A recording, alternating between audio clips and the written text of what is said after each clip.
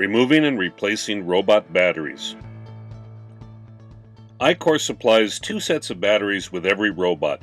That way, one set can be charging while the other is in operation. To change the batteries, you need to open the chassis. Before changing batteries, ensure that the robot is powered off. To open the chassis, you need to release the latches that are located at the back of the robot.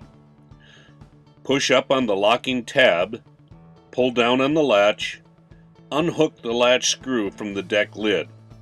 Lift the deck lid to access the batteries inside the robot. The batteries are held in place by a plastic clip.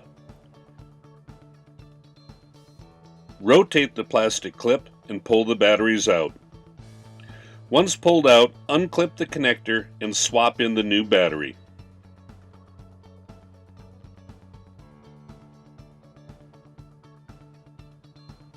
Once the new battery is in place, reclip the connector, slide the batteries back into place, rotate the plastic clips, and relock the chassis.